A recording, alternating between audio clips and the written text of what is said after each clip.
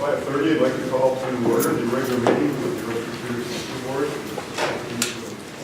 We are in the forum room of the Rutgers Community School. We have a roll call. Chris Grinland. Here. Valerie Howe. Here. Joyce Iverson. Here. John Linder. Here. Jeff Michael. Here. Bonnie Pinson. Here. Kathy Wade. Here. Abby Henry. Thank you. Please join me in the pledge of allegiance. Pledge allegiance To the flag of the United States of America and to the republic for which it stands, one nation, under God, indivisible, with liberty and justice for all.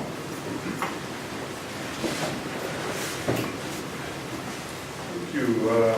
On the agenda, we have a couple of additions. Under we have the board bills, and then under personnel, we have a couple of additions.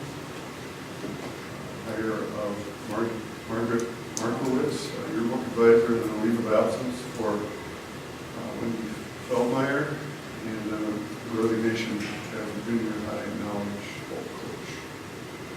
And also one other addition under old business would be B, the discussion on the request for proposal on the Rutgers School Building.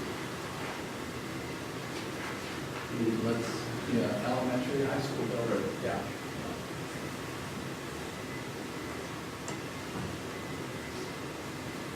Anything else? Consent agenda or old business?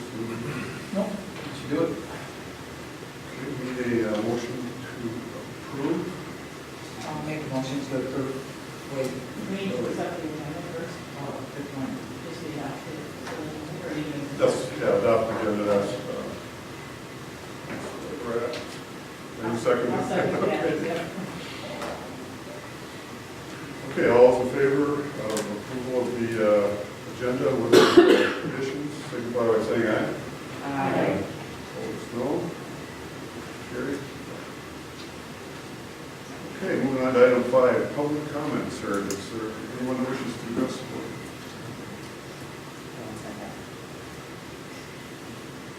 Okay. Okay, moving on to the consent agenda. First, we have the meeting minutes from the March 18th regular meeting. With donations in the amount of $7,646. March hand payables, wires, and payroll liabilities in the amount of $283,698.92. March payroll in the amount of $304,377.73. And the April board bills in the amount of $133,870.55. Or 52. Okay.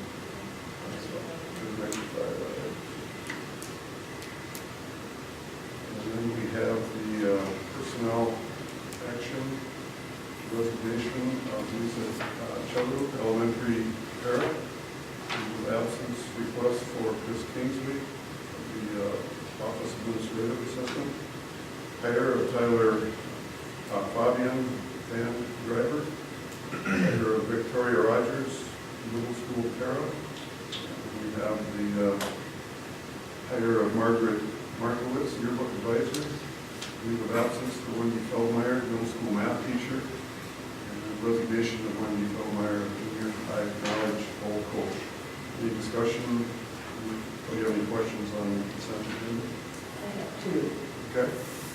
On the April board bills, what's the push pedal pull? It was for $3,089.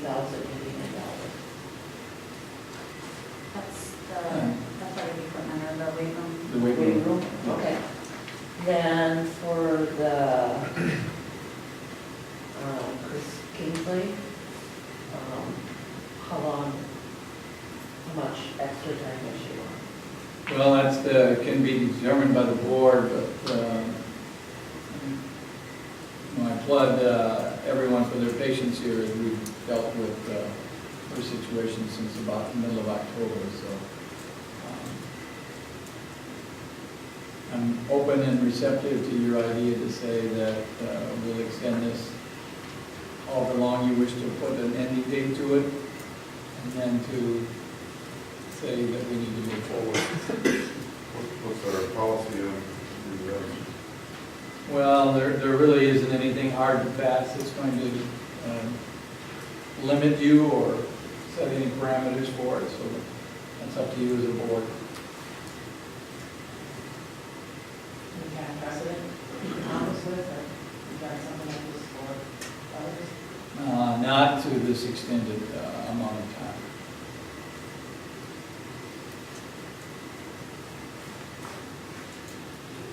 what is she asking for?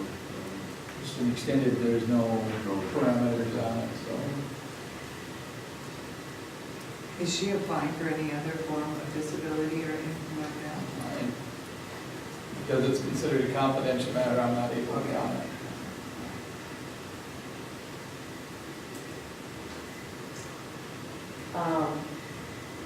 I guess I suggest till October, and To continue it until next October? no, this October. It started now. So if you So want, it'll be 1 year. I would encourage you and offer the proposal because of the workload, and kudos to Laura and Tony for accepting the additional workload that is going on in her absence, to set a little shorter time frame for that. So we don't have a replacement for her currently? We have not implemented a substitute for that position because it's a rather specialized position. I would like to give a recommendation on that. Sure. Well, I'm thinking that by May 10th would be, or sometime early May would be, or we're going to say it's either or. We have to have an indication as to if the ability or the potential is there for you to return to work. We certainly can be supportive of that, but at a certain date, say May 15th or whatever date you choose, that if that is not going to be an option, then we would ask you to tender your resignation.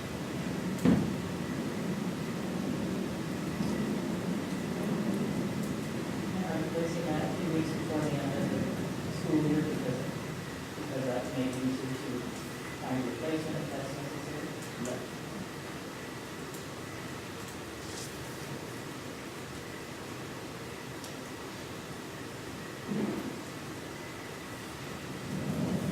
Was her initial request for 6 months? No, it was just for a leave of absence. There was no time frame.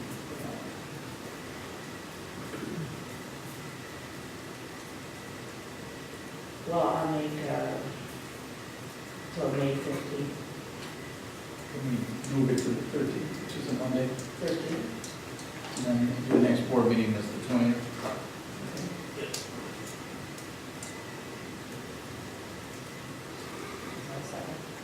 I'll second. The motion is to extend the leave of absence until the 13th of May. Any other discussion? All in That's favor? reasonable, considering that I didn't realize that two others were filling in the workload. Do you want to pull that out of the consent agenda and vote on it separately? Or I mean, Val and, yeah, we can just vote on that now and then go back. Yeah, we can vote on the rest of it afterwards. So the motion is continuing the leave of absence until the 15th of May. Any other discussion? All those in favor, indicate by saying aye. Opposed, no. Motion carries. Okay, back to the rest of the consent agenda. Anything else anybody would like to discuss?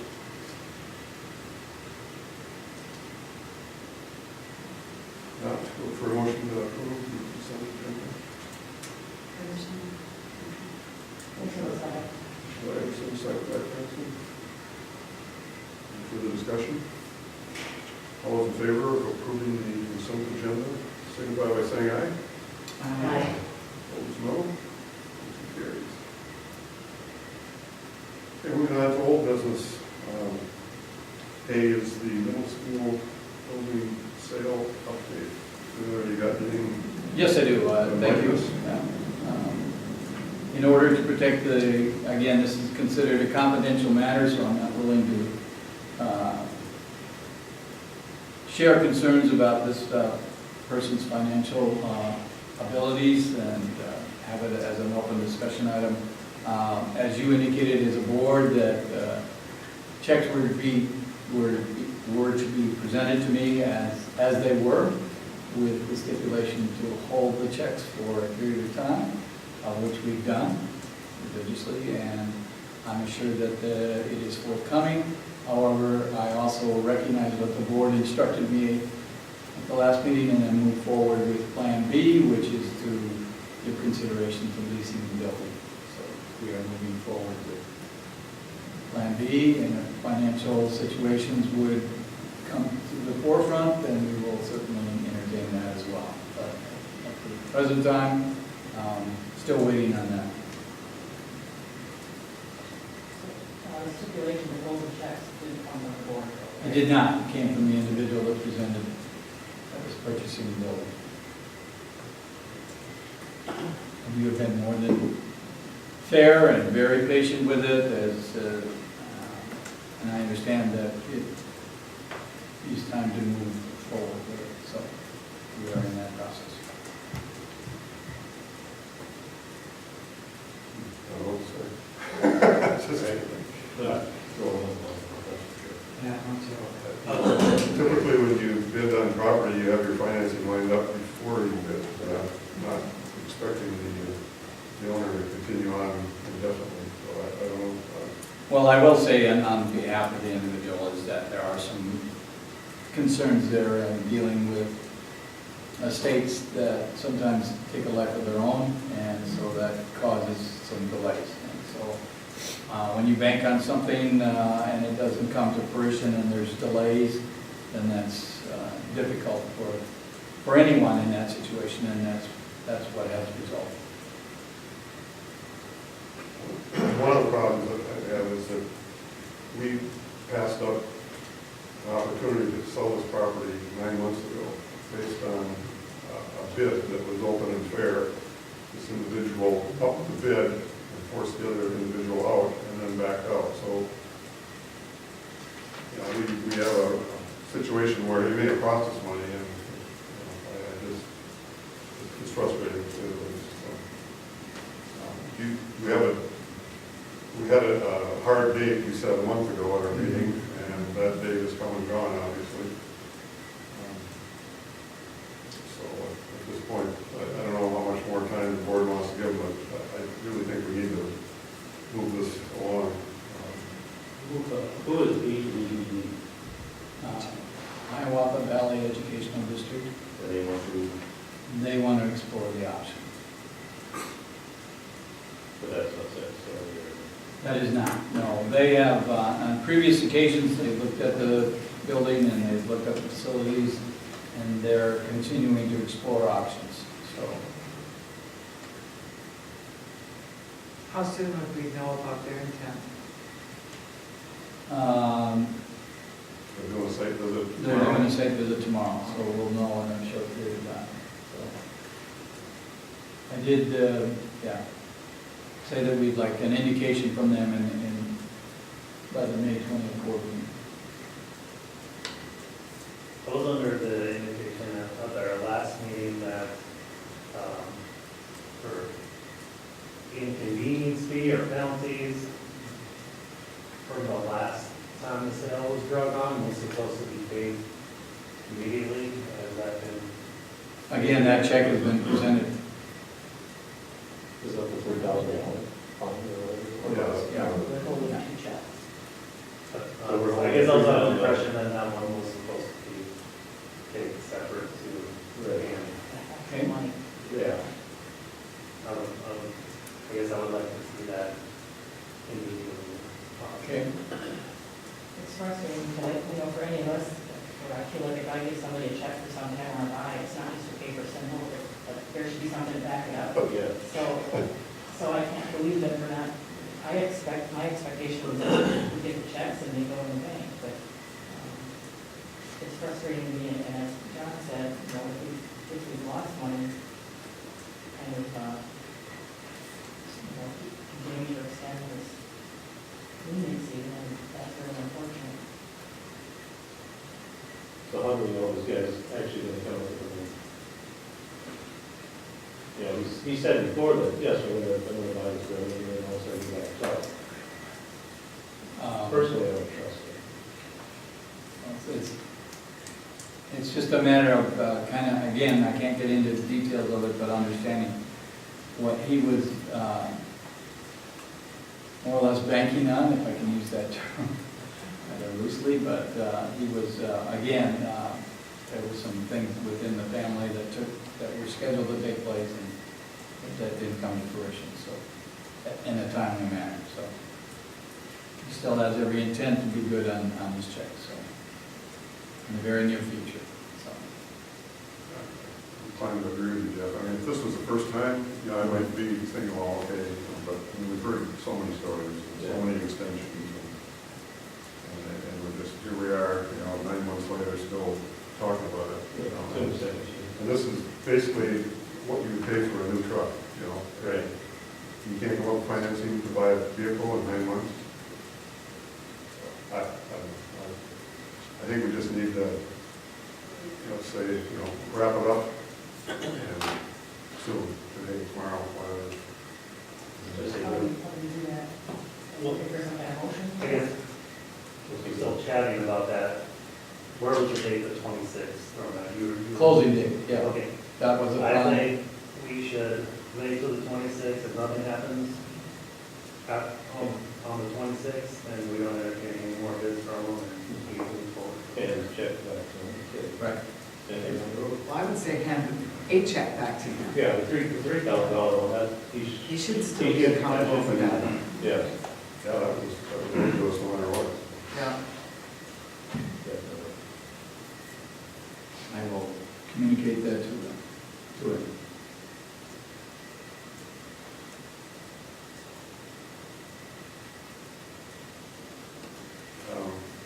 Take this up, what, I think we should have a motion, is that effect? I'd like to make that motion that by the 26th, we have confirmation, checks cashed, game over. Close. Yes. All set. Should I say by 5, you have, even the last one come at 5:15? Seriously? Okay, motion by Wade, second by Michael to the 26th. A closing by close of business on Friday, the 26th of April.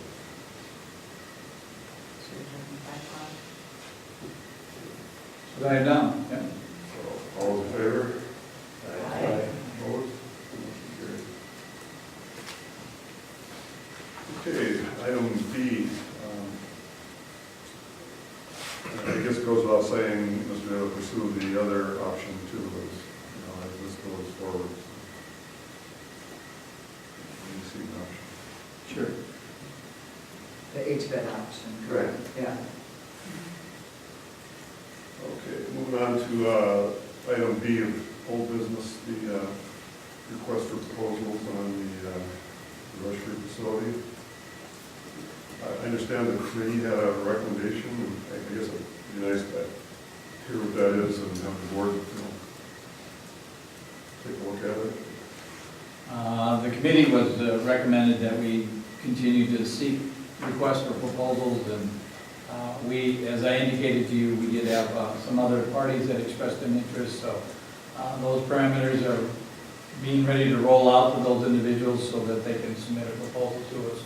And the deadline was in early June so that we could make a decision and bring a recommendation by the June board meeting. I did reach out to the city, and they are maintaining their proposal as written. So they're not willing to entertain any additional conversations. They felt that their position has been fair and just all the way along. So that's where we're at. I know that some of you board members, as as well have had numerous questions asked of you on where we're at with it, and so that's where we're at with it. Is there a deadline for proposals? I mean, is there a format for? And I didn't bring that information with me, we had a deadline set, so that we could, as a committee, we were gonna meet that first full week in June. How is it being publicized that we're looking for proposals? Just through the people that reached out to us, the local people that. We use them as format. Right. And then adding successful development projects. Right. Can we also maybe talk about publishing this a little more far and wide? And you sent me an email about, is that what you were kind of referring to? Like press release, just so it's out there and local people see that it's out there, that they're. Yeah, to Yeah, I thought. You know, cast a wider net. Yes, and- not just talking to people individually, but putting it out there, Class Grade Universe is the message that you can bring a proposal with. I think we kind of have an obligation to formalize this process too. So, We had also talked about requiring the winning bidder to work with the city to accomplish what is possible, save as much development as we can. Now, was the city not willing to do that? Their proposal is to demolition the whole building. So if we would award the sale to a developer, that developer would have to work with the city on their planning. And I would think that we could put a deadline on that. The time is fast, of course, you can't really tell. Pardon? But you don't want to drag it out, so Yeah. within a certain amount. Yeah, Yeah. typically, if there's a development agreement. Is that part of your proposal? Well, Yeah. here's the problem with that. There's, first of all, you may limit the number of bidders because they may not want to follow that guideline. The other is, are we in a position to enforce it if they don't follow through? And we don't want to be in a position a year from now saying you didn't do what you said you're going to do. What do? We take the building back, or do we can't? I mean, at that point, we're getting into an area that isn't really our, daily one. Yeah, I would encourage that. We can encourage it. I mean, we're going to have to work with the city no matter what. I mean, they need to get permits, they need to get the zoning according to whatever they're going to do. I mean, the city's going to have a lot of input into it, but for us to require it, I think it puts us in a position of being an enforcer, which I think is kind of a dangerous place to be. We don't really want that building back, and we're not in the position to develop property. So. Well, where are we? What if the developer doesn't follow through and the building sits there another week? I mean, that's not going to be good for the school, reception, it's not going to be good for the city. No, but what do you propose if they don't do anything about it? Then we institute legal action against them? I'm not sure. I mean, the city is going to put requirements on them if they, you're right, it could happen, there's no doubt that somebody could do that. Could there be a clause that if they don't do something in a certain length of time, it automatically goes to the city? Possibly, I don't know. I'm just afraid because, I'm just afraid that it's just going to sit longer and somebody's going to try to do something piecemeal, and that's just not going to work long term. But like John said, it kind of limits the people that are going. Maybe the piecemeal is the way that it's going to be done, or it needs to be done. To do that, that puts the position of that person, get their investors or financing, whatever, it may take time to do it that way, and the city may not allow them to do that, I don't know. That would be, it's more of a problem between the city and, I would just assume see it be in the hands of a private developer working with the city, and Once we sell the property, we're done, and then it goes out to the city, and then they deal with it. And there are restrictions on, put restrictions on deeds, there's some legal issues with that too. We may put a restriction on there that can't be used as an educational facility, that probably would fly, but, I don't know. I mean, it may not be something that we would want to get involved in. I think that might be a good idea, but. So, how do you say you would really prefer to see it go to a private developer that then works with the city? How do we arrange that? How do we Well- encourage that to be what happens? Well, I mean, the city apparently is not interested in, I mean, they can bid on it too, but they've expressed they're not willing to at this point, it sounds like. So the only option is to sell it to the private individual. I mean, Well, they would, like you said, they would have to, go to the city anyway, but, permits, all the rules and regulations. right now, I'm not sure what the zoning is there, but just residential, commercial, that's different than schools. They would have to, petition the city or wherever they're developing, they'd have to have a development plan, obviously, and they need financing and all those things that go into a plan to develop it. But, It seems like time is of the essence for getting a good request for proposals. Right? A request for proposals. if we're going to follow the deadline that we've Right.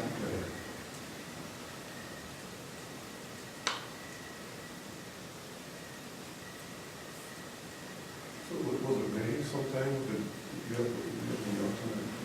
Yeah. So we're looking at April 1, well, June 3rd deadline. Okay. And then at the June meeting, approve, if we have suitable bids. That's only a month and a half away, and that's not much time for people to put together proposals. Yeah, So so, we're not ready to advertise it right now.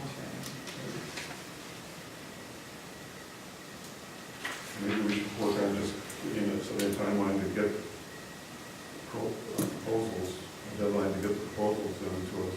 I mean, is that enough time? I don't know. Today is 50 days or 60 days?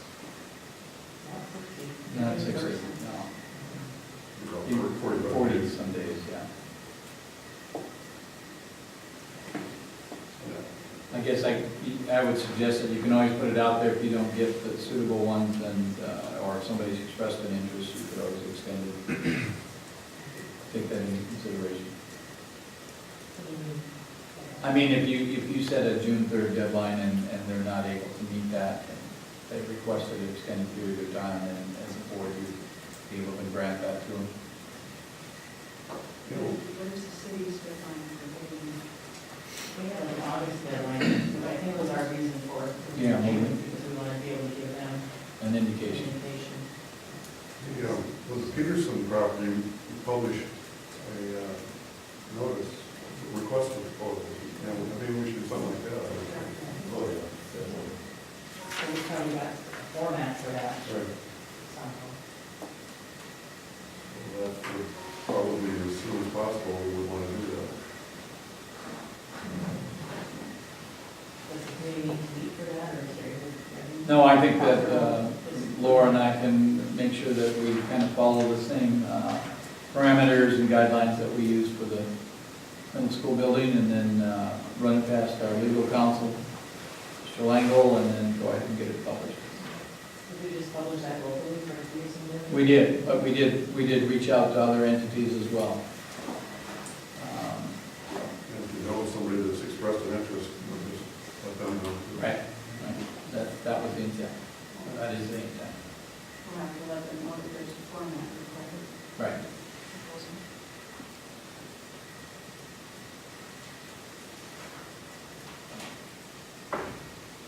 Anything else? Yeah, I think we should have a motion to proceed in that manner. Other than that motion.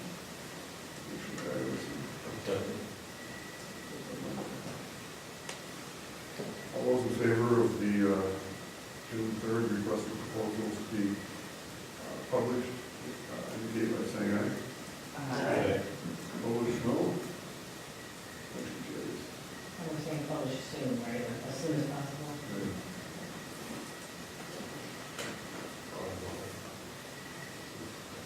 Okay, moving on to new business. PowerPoint presentation. Yes, I was hoping to have that ready for you tonight, but unfortunately, there's a little glitch in the PowerPoint that was shared with me, so I'll postpone that from next month, but I'll just give you an update on what HVED is looking at, and Val, you're welcome to put your input on that as well. HVED is the Hiawatha Valley Ed District, and right now it's home is Winona, and they assist us with a variety of programs here at our school. And what they're looking at and what they've looked at for a number of years is right now they're struggling with finding a central location, and it takes in 13 districts from Wabasha Kellogg to the Crescent along the river, taking in Caledonia, Spring Grove, Maple Canton, Rushford, Peterson, Lanesboro, and then as you go up the road, Lewiston, St. Charles, Dover, Yoda, Plainview, Elgin, Melville. So as you can see from that, just understanding the number of school districts that are involved, we're looking for a common central location. So in that effort, they hired a firm named Carl Anderson to come in and study the needs, and that will be shared with you next month. But the oversight of that is to say, do we want two different centers, or do you want one central location? And my position on that has been all along is that it needs to be on I-90 and 43 intersection, somewhere in that corridor. And the reason for that is that just the logistics for everybody involved, from the Crescent to Wabasha Kellogg to St. Charles, the one common denominator for everybody that's involved is the I-90 corridor. So there is a property that is adjacent to that, used to be Peterbilt Center, that is for sale. They've looked at that, but haven't come up with a clear-cut decision to entertain that. So again, we're looking for something that can be common and basic to all the districts involved.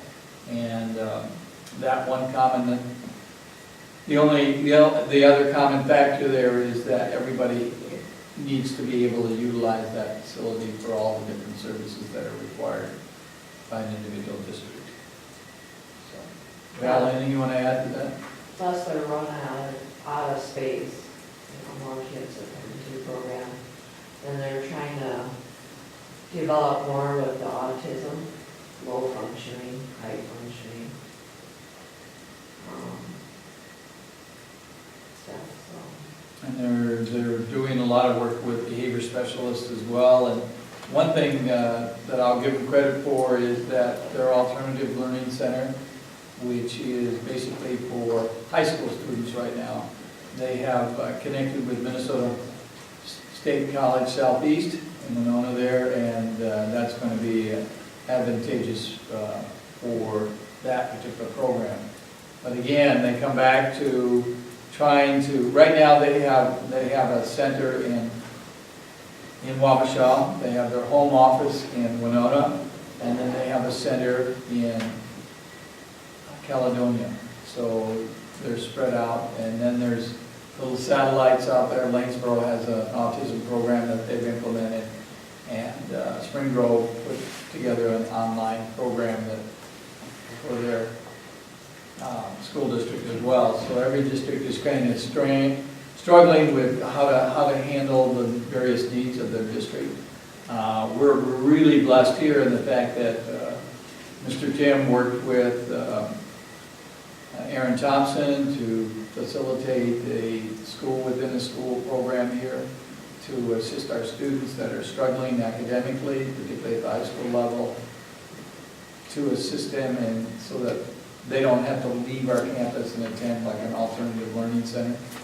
So, knock on wood, that's gone very well for us, and we would hope to continue that program and facilitate the use of Mrs. Thompson, and as well as giving those students that option. So, So that's where we're at with everything. So their long-term goal here is to come up with a facility in which they have everybody housed in one central location to eliminate the three-headed monster, I guess, if you, it's not really a monster, but just the three-headed facilities that they currently have. So you as a board, now how does that impact our citizens? If they move forward with a building proposal and they come back to you, they have to get all 13 districts to sign on, that agree to that, because it would mean a levy for our residents to assist them with purchase of land and the building of the building. All 13 districts would have to levy for this? Correct.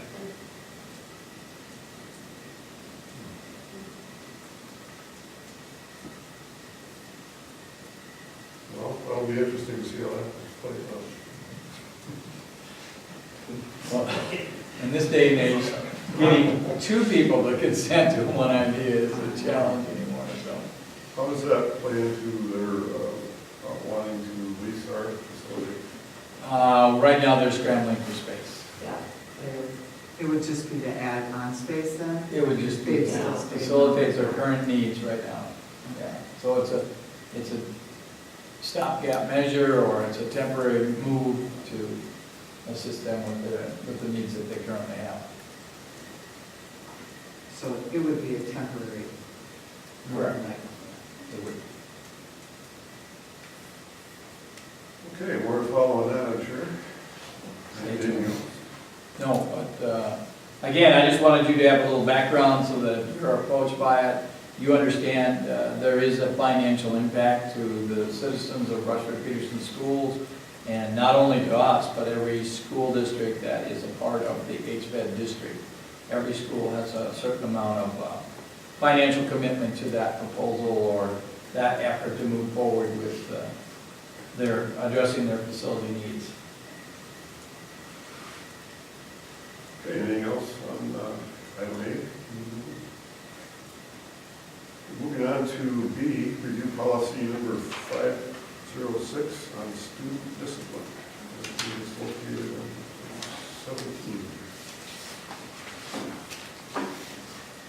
17. In addition to that policy, I also had Laura give you copies of the current student handbook that is used for grades 6 through 12. So if there are questions that correlate between the two, I would ask you to keep in mind that the discipline policy becomes rather cumbersome to work with, whereas the handbook student discipline policy is probably something that is more readily available to students and parents alike, and there's more of a comfort level with that particular policy than the main policy that 506. I'd be happy, along with Mr. Tim, to answer any questions, concerns you have in regards to those. I have a couple of comments if I may. First of all, it seems to me like the student discipline policy maybe needs, the handbook policy maybe needs a little bit more detail, and they would be easier to compare if that were an excerpt from the main policy. Because it doesn't, in all respects, follow the same order. And then, in regards to the a recent situation, I think the word potential needs to be added to a couple of items. And when we're dealing with harm, that it's not only a threat, but it's there's a potential because of someone's action. Does that make sense? Sure.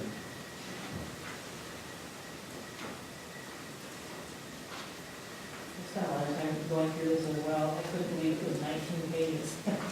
I know. And for a while, I kept thinking, where did this come from originally? And then I realized, well, okay, it does say MSBA policy 506. So then a little research, I found out this is student discipline policy that's pretty common in the state of Minnesota. It is. Almost all schools would have the same written policy. So I guess one thing is that I understand from at least one, I think one of the emails that the board received is that faculty would like some input and that they were planning to possibly bring this up at meet and confer, which seemed that that would be the appropriate place. And so I guess I'd really like to hear from them, you know, what they're, because my impression from the email wasn't so much that they had trouble with the written words in the policy, but the implementation. And so I guess I would propose that we sort of table this issue and don't make any changes now until after we've heard, if faculty chooses to speak about it, maybe they have some suggestions. I think we have a meeting here the next week or so. I think it's next week, to be honest with you. Check that for you.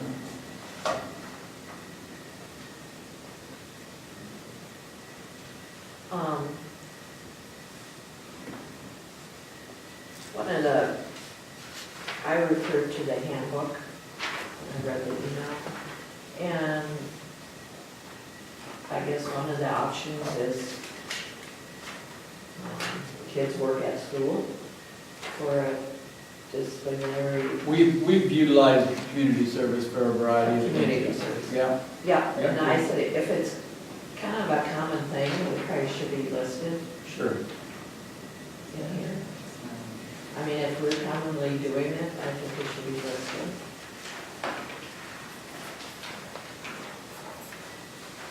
The meeting, confirm meeting is next Thursday, April 25th. Do we document what, so if a student is brought into the office or whatever, is that incident documented and goes with the student as he progresses through our high school? Correct, it is. It is, okay.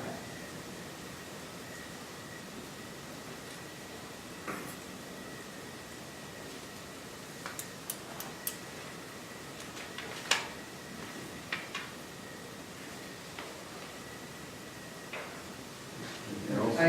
I agree with Bonnie. I think that we should table it and let the staff work together and come up with a good solution.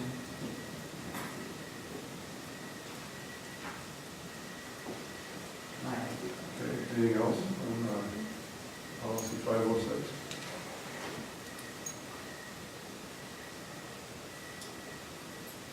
Okay, hopefully by next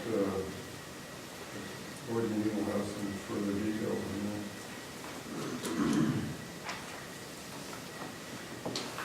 Okay, item C of new business, review the kindergarten admission policy. What do you want to add on that? Sure, we're just in the process of updating the policy. If you'll notice on the old policy, it makes reference to HVED, again, assisting us with the assessment or evaluation of the student that is proposing to come into the district. And we're not opposed to that, but we're also want to utilize our own staff in helping facilitate that process. So basically what we're doing is we're updating the policy as it currently stands, and then Mrs. Olsted Shepherd and myself are working on some guidelines that we'll be sharing with the teachers, getting their input from it, and then being able to have that available for any parents that are requesting that. We have had a parent that requested, as you currently know, the deadline for that is September 1, and this child's birthday happens to be September 5th. So, and the parents believe that the child has had adequate early child programs and experiences that the child is school ready.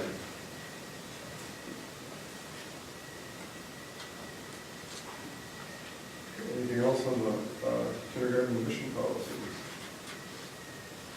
Moving on to item D, approve the purchase of a vehicle not to exceed $18,000 less tax and license. Is this a replacement or an addition? No, it would be a new addition, and what we're asking the board to give consideration to is that we have a number of situations that evolve from time to time, and it involves only transporting maybe 2 to 3, maybe 4 students at most.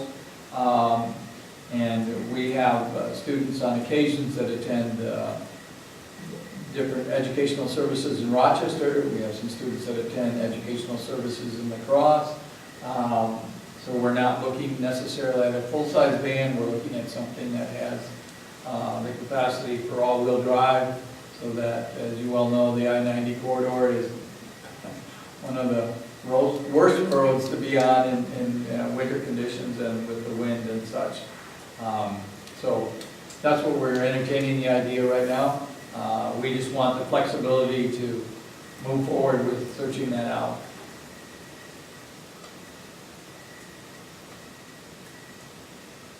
What's the timeframe you're looking at, as soon as possible? I would say within the next 10 days, yes. Before the next snowstorm? One more to come, is that what you're telling me? I've made that prediction as well, so we're on the same page. So would you like a motion to? We would like your permission to at least explore that option. I would make that motion. I'll second that. Motion by Pinson, second by Wade. Any further discussion? All those in favor of authorizing the superintendent to look into the purchase of a vehicle not to exceed 18,000, signify by saying aye. Aye. Opposed? Motion carries. Item E, open enrollment review. Review policy number 509, enrollment of non-resident students, on page 37. Again, this ties into the student discipline, but questions were asked of myself and Mr. Tim as far as the open enrollment, non-resident students that we get that enroll here. So we're just making you aware of it so that you have some information about the program, how it works. So it's more informational than anything. So we would be happy to answer any questions, concerns you might have in regards to open enrollment, how that works. Can you just, would you be willing to explain what are some of the questions and concerns you've received? You just said it's tied to the discipline policy. Right, so in addition to that, when we have students that open enroll, if they're students that require perhaps more time than other students, the question gets asked is, why are you allowing those students to come into our district? And there is a time frame, but school districts are very flexible in that time frame. Generally, the January 15th is the deadline for a parent to indicate that they want to enroll their child, but it's very commonplace for school districts to be extremely flexible with that. So if a parent approaches either myself or Mrs. Olsted Shepherd or Mr. Tim, we have the flexibility and latitude to say, we'll consider that, and we invite the families to come down for a tour, take a look at it, explain our programs, and then parents get to make a decision based on what their current needs are. So we get January 15th for the following September. for the following September. But again, as I'm indicating to you, there's a lot of latitude and flexibility with that, so that families can make that initial on-site visit and then put a request in for open enrollment. And once they put the request in and the school district, their home district signs off, then you're somewhat limited on your ability to deny their request. You have to be very specific, and of course that enters into lots of different avenues as far as discrimination, et cetera, so we have to be extremely careful with that. In essence, once that paperwork is in motion, it's very difficult to decline an open enrollment request. Is transportation part of that request? It generally is, yes. Within reason, or you go as Well- far as you want to go? Within reason, yes. So has the concern been with the, how they put it, the lots of latitude and that, I think it's just the concern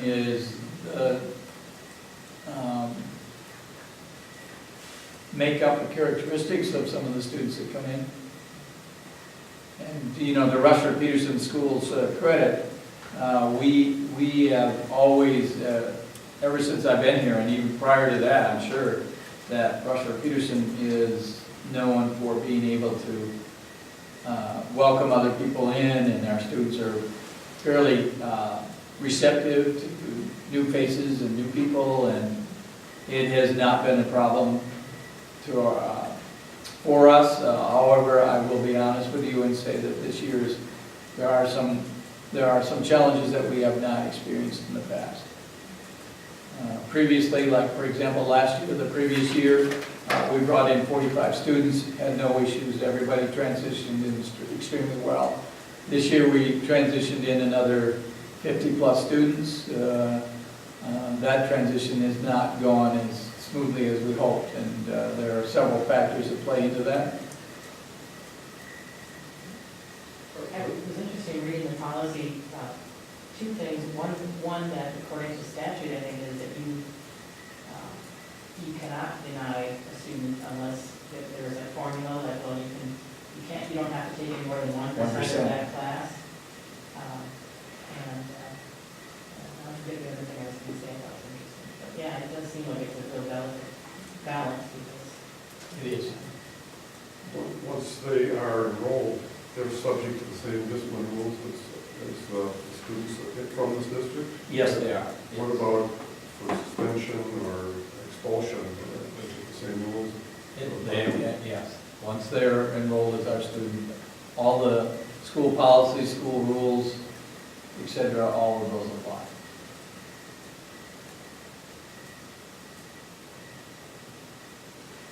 Again, our intent there, and when I say our intent, with Mrs. Olsted Shepherd and Mr. Tim and myself, having to make those decisions, we wanted you as a district to at least be aware of how the open enrollment works.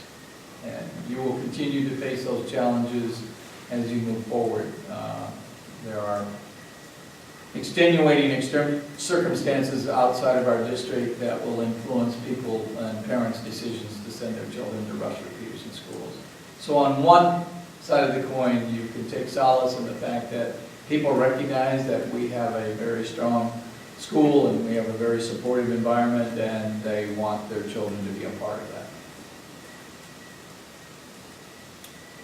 So I would invite you to embrace that as a very positive for Rushford Peterson schools.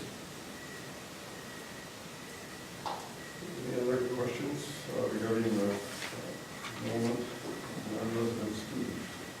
Any follow-up? Okay. Moving on to item F of new business, reports. Mr. Taylor, your report, please. Sure, I will start out with a little handout that Laura gave you tonight, and it seems I can put my hand on it as well. Just updating you on the state speech and state knowledge bowl competition. To admit that last week that was a real scramble, not only for myself, but Mr. Tim and Laura as well, to get transportation in place, to get everybody where they were supposed to be prior to the event, because it's interesting with the state speech, we're going on as scheduled. If you can make it, great. If you can't, we will continue to proceed with things as they are. So we did go up the night before so that we were not impacted by travel, and our state knowledge bowl competitors had to stay over an extra night because of conditions didn't warrant them to travel back. But on that note, congratulations to Xander. He finished 11th in the state in his event, and then State Knowledge Bowl, they placed 18th, and so congratulations to our coaches, Mrs. Michael and Mr. Musselman for speech, and Mrs. Johnson for the State Knowledge Bowl. And then robotics competition that took place April 4th through the 6th, and Mr. Tim will touch base with you about that as well. So I will continue on page 45 of my report. Again, I'm extending congratulations there to some of our students, particularly Cassie Meldal. She was selected. The Winona Daily News does a piece every year for students in the area that go above and beyond. And so we're excited to have her as our representative. I listed Xander, again, state speech, and then I listed participants in the State Knowledge Bowl competition. For the board's information, Paige Daly, a member of our FFA chapter here, was recently installed as the regional FFA Sentinel. So congratulations to her. And then our choir and band students had a successful night with small group last week, and some of you were in attendance of that. And the few that I stepped into were exceptionally well done. Our students all received superior ratings. So it was a very rewarding night, and a special note of thanks to the Svensons, Nancy and Bert, and to Mr. George, and to Mr. Mulkey, and Mr. Olson, and Joyce Miller, and Mrs. Vigador, and all of those who assisted with that special event. It went off very smoothly. The one nice thing is you can bring in 300 and some students here and disperse them, and it's like, wow, we can actually move around without bumping shoulders. So very well done. The FFA update, I was a guest at their banquet on March 31st, and I've listed the officers there that will be taking their new positions starting this summer. And then they have competition coming up at the state event as well. So congratulations to all of our students and staff. I want to take a moment tonight to extend my congratulations to our early childhood director, Mrs. Lawson, and to the teachers in early childhood. They recently received a 4-star rating, which means that parents find the program very successful and very appreciative and grateful for us receiving that 4-star rating for our early childhood program. And my next item is a follow-up to that. That's Pathways 2. We get funding from the state, we have in the past, and that amounts to about $75,000. So again, we're very receptive. That goes to offsetting tuition costs for parents that enroll their students in our early childhood program. So my congratulations, and again, thanks to Mrs. Lawson. I know that Mrs. Olsted Shepherd will be touching base with you on the Reading Month activities, but wish to take a moment here tonight to extend our special thanks to Rushford Lions and the Rushford Masons for their support of our reading incentives. The ADSIS application for 1920, a big thank you to those individuals that assisted Mrs. Olsted Shepherd with getting all of that in place. And ADSIS is a very important program for us because it provides the reading and math interventionists from grades K through 8, and so we're very blessed to have those people. So just wanted to extend a personal note of thanks for their hard work and getting the application completed and submitted on time. Just want to update you on the Foundation for RP Schools, again under the leadership of Jack Colleen.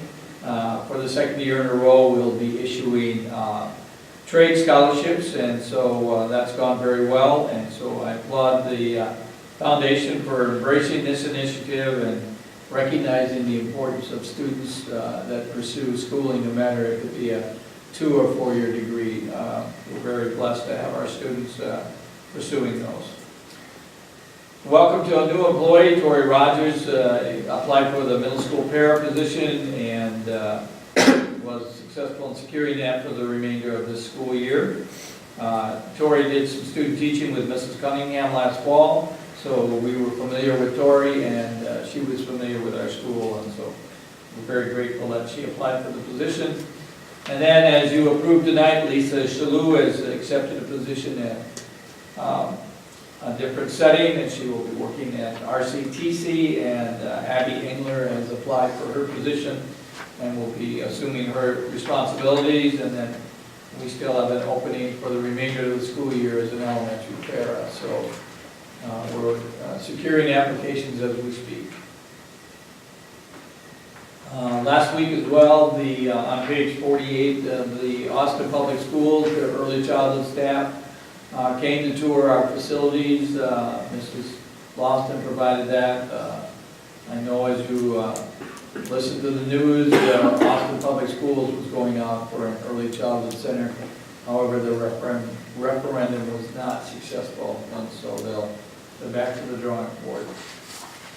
Will extend my congratulations to the La Crescent School District. They were successful in securing a new improvements to their elementary school, and so congratulations to them.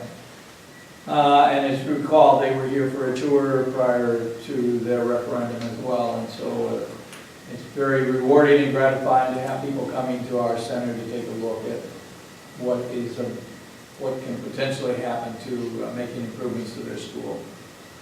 The senior class trip went off without a hitch. Again, kudos to all of those students for being well behaved, and they had a great week. And special note of thanks to our chaperones, Mrs. Michael, Mr. Honka, Mr. Torkelson, and Mr. Hinkie. Each year, in the spring of the year, our vehicles are inspected to make sure that they're in compliance with all the state guidelines and safety requirements, and this was conducted last Tuesday. We got a A+ rating on all of our vehicles, which is kudos to Laura and Rod and to all of our drivers for their help and assistance in making sure that everything was operating in a safe manner. So very much pleased with that. Staffing needs, we're in the process of interviewing for elementary, for the special education position, as well as the middle school.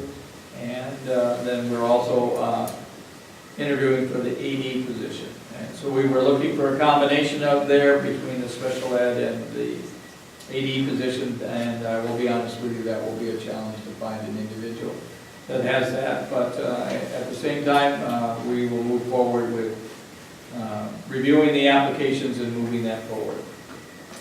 The legislative update, I sent out to you the Senate's version of the E-12 funding. There is a large discrepancy between what they're asking for or what they're proposing in their finances. They're projecting a 0.5 increase for the next two bienniums. And the governor and both the House come forward with a 3 and 2%, so a total of 5. So we're going, the difference between the two is one is advocating for a 1% increase and the other one is advocating for a 5% increase. So I invite you to take a look at that. If you're inclined, I ask you to also to reach out to our elected officials, particularly Senator Miller, with the Senate education on this bill, that there needs to be a more concerted effort for them to find some common ground between the three entities. On that note, that concludes my report. Any questions for Mr. Baylor? Okay, moving on to community ed. Yeah, Lisa's not able to be with us tonight, so I'm just going to just very briefly go over the youth enrichment. Again, youth dance is a big event for us. We have 69 participants, and so we have their performance coming up on April 27th. If you've never been to one, I invite you to come. It's something to behold. So they have upcoming planning events going on. They put together their spring and summer brochure, and as you saw tonight in the donations, we're very blessed with people recognizing the need for our summer program and willing to support it financially. So we're very blessed to have that. The adult enrichment, adult recreation, and then the kids clubs, the number of students that we have attending. And then on page 50, the early childhood, the spring version of the early childhood screening took place last Friday, and so we had 9 participants, and so we're very grateful that the parents bring those children in and get that screening taken care of. The registration for Little Bee preschool is continuing to move forward. We currently have 49 that are registered, and our class will be going out to their annual field trip to Johnson Rolling Acres on May 2nd, and so that's always an exciting event for them as well. And then her advisory council, that met, and she just reviews what they went over, and again, she relies on those people on the advisory committee to provide feedback and kind of give endorsement for the things going on in community ed. So that concludes Lisa's report. Any questions on the community ed report? Okay, next elementary report, Mrs. Shepherd. Yes, thank you. I just want to start with our reading month, like Mr. Ayler said, so much happened that day, it was just amazing, the top readers being recognized. You kind of may think you have an idea, and then they name the students, and the kids are so excited. The picture of them is on our website, which was fun to scroll through today and see that. The bike winners are totally random. As soon as students read so many minutes, it was like 300 minutes, they can put their name in a bucket, they randomly draw their names out, so it's total surprise by a lot. We even had one student this year say, I just got a new bike, someone else can have it, and they redrew and got another student's name out. So, and that was a fourth grader that gave her bike back, so she had one. So I thought that was just genuine and amazing for that to be. Mrs. Bird's class was pretty excited to be the top reader with most minutes, and then Sophie Meyer got the most minutes individually. So it's, like I said, amazing experience to watch these kids get so excited about this and just excitement for reading, which shows the importance of reading. We have lots of different things in the elementary. Mr. George took students to Lanesboro on April 5th, and I heard back from many of the students it was fun and it was interesting because they had to get up and actually had to sing. Like, yes, there you go. So, but the kids were excited to participate in that. Thanking the Booster Club for funding $50 a student to go to Eagle Bluff, which is an amazing donation. No, $34 a student to go to Eagle Bluff. And that's May 1st, 2nd, and 3rd, so we're hoping for good weather. We used to be earlier in the spring, and now we were able to get May 1st, 2nd, and 3rd, and hoping the weather is better. And if Kathy and Mr. Ayler are right, we should be, it's a beautiful day today, so. And class trips are all listed for everyone. The one thing that wasn't was early childhood, like Mr. Ayler said, Johnson's Rolling Acres, and then the special athletes will be in May in Winona again, and that's an amazing experience too, the reality of it. MCA testing are going well. 5th grade starts tomorrow to do their math.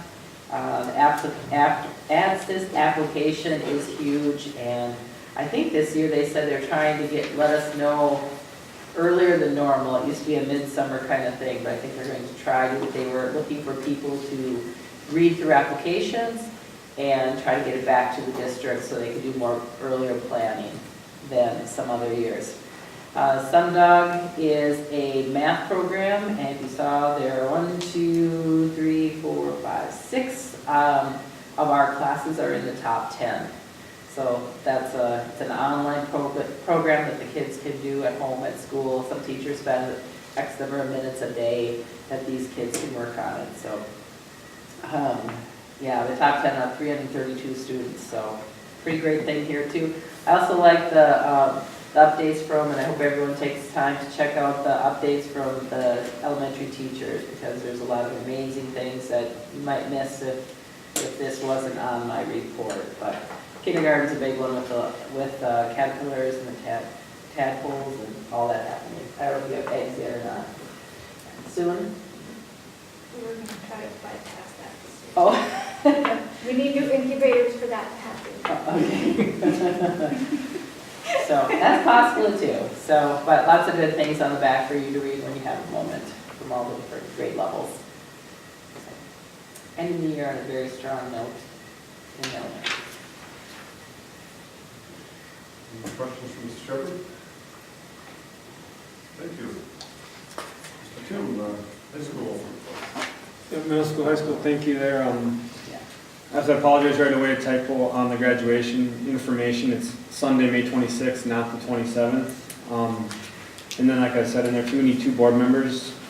Board member Michael reached out and said if you'd hand out diplomas, thank you very much. So Sunday the 26th, if there's another board member that would like to do that, love to have you up there. Shaking hands and hand out diplomas is kind of a cool thing for the kids. So if there's someone who's interested, please let me know. Email, if not, I'll kind of probably badger you in May again to get that second person. So, but it's a good time for our kids as they go.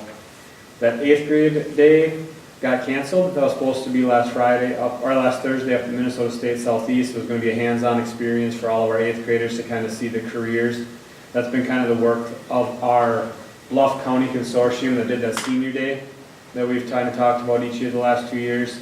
And just the number of days left in the school year for Minnesota State Southeast, they're unable to reschedule it due to the weather, but we're gonna put it back on again next year. So just trying to get our kids out and get some hands-on activities for our students is a good thing. As Mr. Ayler mentioned, the robotics program, students listed there, Mr. Mahalan, first year, did a great job. They I think, bit off a little more than they could chew with the program right away and didn't think it'd be as much work as it was. And Mr. Mahalan said, we're not going to lacrosse, we're not going to do it, we don't have a robot. And this first program was so great because I had people from Houston, La Crescent, reach out to me. I had the leader of it reach out to me, and then someone from Fond du Lac, Wisconsin, and they said, just get them there and we'll build a robot with them. So they showed up on Thursday, and the whole day there, they built the robot. And they got a robot going and running and moving. So it was a great experience for our kids. And then as you saw from the pictures there on some of that competition, and it was funny because Mr. Mahalan was texting me that first day, and he goes, oddly, we won our first match. I don't know how. So I texted him later, I said, so we're still undefeated? Nope. But it was a great experience, and I think next year they're going to switch to a VEX robotics, which is a little bit different, but still a robotics program. He's a little more comfortable with that. But a great experience for our kids and just a different opportunity. And then that's kind of, we try numerous ways of different opportunities for our kids to try different things. So a good shout out there to them. Knowledge Bowl was mentioned.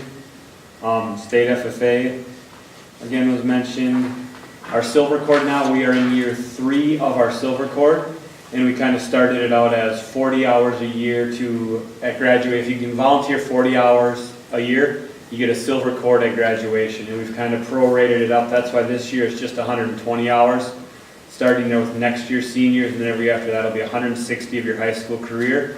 If you volunteer, then at graduation, at senior night, we give you a Silver Cord that indicates that you volunteered that many hours. And we have a gold cord that kids get if they're a 3.67 GPA or higher. We have green cords for National Honor Society, and then now the silver cord. And the big push when we did that was, 1, giving back to the community, but 2, kids go up and they're so proud of their cords that they wear. And some kids aren't going to be on National Honor Society, and some kids, no matter how they try, that 3.67 isn't there.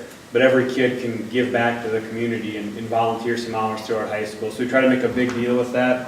Like I said, 4 students right now have volunteered, and there's another 6 that are really close that'll turn in hours. So we'll probably have about 10 kids out of our class of 50, so about 20% that'll have the silver cord. So a great thing there. National Honor Societies will volunteer at the Young Writers Conference. We always go up there as the elementary does one day, middle school does another day. We always bring up a group of about 7, 8 kids each day to volunteer and help organize it. I'm going to look here. So they're talking externships there. So our Southeast Perkins Consortium is trying to work with getting externships, so getting our teachers out to businesses in the area to just help with that communication of what are we looking for out in the business world, what skills, stuff like that, so they can turn it back to their kids. And then our junior day, which you got the schedule for, is now on May 10th. Again, the weather kind of took a turn on that with no power, and a number of the businesses, we couldn't really run that. But Jen Hengel, just applaud her for that, has reached out, and this is the 2nd year of doing it. And as you guys could see from the schedule I sent you, many businesses in Rushford, and we're getting our kids out to see the businesses in Rushford, and just a great way for them to see some of the hands-on jobs and see what's available in our town to work. So a great day. Last year we had a great time. It should be a great time this year as well. And, yep, that should be about what I have. And I'll take any questions you guys have. Anything for us? Thank you. Activities Director report, Mr. Beaver. Yep, and I'll kind of keep going there for Dan. He's at the track meet tonight. We've kind of talked knowledge, goal, and speech, and amazingly, with the snow last week and the ice and all that, we got a baseball game in tonight. We got a track meet in tonight. We've got baseball again tomorrow, golf tomorrow, softball this week. We've got kind of finalizing some prep on our field, so next week they'll be back in action. But for what we had last week, to only miss 1 or 2 games compared to last year at this time, we're in pretty good shape with the event. So as you see from the report there, Mr. Bieberdorf has kind of some of the past events that went on, how our kids have done, and then future events. But just, we're off and running in the spring season, and just congratulations to everybody, because, like I said, a month ago, if you would have said we'd be on time with a bunch of our games, I don't think many people would believe you, but we're out there, hopefully the weather stays, and we get all our spring sports in. Okay, questions on the activity report?